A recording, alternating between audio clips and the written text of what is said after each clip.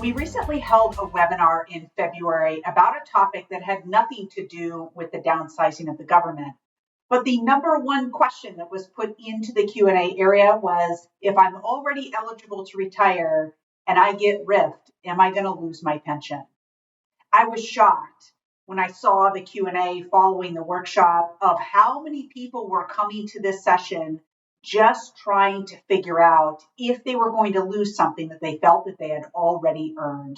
I was sad to see the fear and panic for so many people, and so I knew that this particular video was going to be important. Whether you get a pension or not, all depends on the number of years of service that you have, and there is a magic number to hit, and that's what we're going to talk about today. Hi, I'm Kowalik, the founder of ProFeds, and welcome to the Fed Impact Podcast, where we offer candid insights on your federal retirement. So like I mentioned, there are some times that questions kind of come out of the woodwork, even in unlikely places, on topics that have nothing to do with the topic of the actual question. But I think it's important to walk through some of the details so that we can rest assured many federal employees from the worry and panic that they're feeling right now. So let's talk about what it takes to be eligible for a pension. To know if we get to keep it, we first have to determine, are we eligible for it? So if you are looking for a full eligibility, meaning you can walk out on your own accord without anyone's permission, without an early out offer or anything like that, just normal full eligibility. If you're under the FERS program, you would need to be at least age 62 with 5 years of service, age 60 with 20 years of service, or have met your minimum retirement age, which is somewhere between 55 and 57, depending on the year that you were born, and have at least 30 years of service under your belt at that time. Okay, again, full eligibility. But with respect to RIF, there are two other more relaxed versions of eligibility called the VERA, or the early out, and the discontinued service retirement option, which is just the involuntary version of the early out. Okay, early outs are voluntary, DSRs are involuntary. In order to qualify for either one of those two programs, you would need to be either at least age 50 with at least 20 years of service, or any age with at least 25 years of service. So that puts you in the running to be able to be offered an early out by your agency or be subject to a discontinued service retirement, which simply allows your pension to start right away. Okay, so both DSR and VERA allow your pension to start right away, but much earlier than would normally be allowed under full eligibility rules.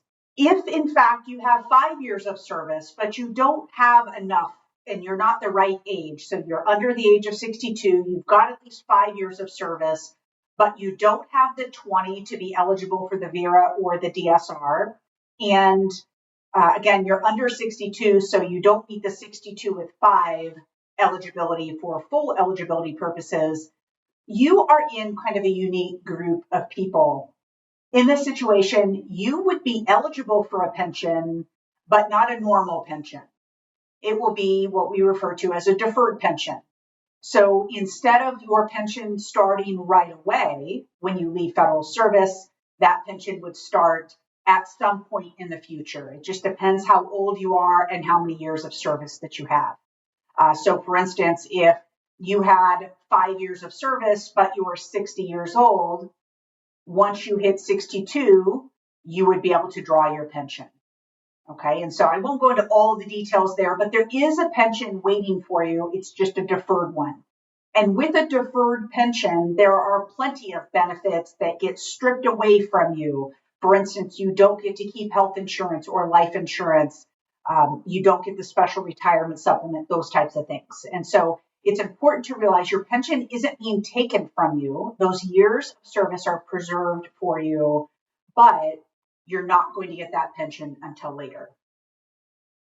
Now, if you have less than 5 years of service, you are not vested for a pension. So there's not one waiting for you now or ever, if in fact you do get laid off through the RIF process. We have a special video for you. It's video number 10.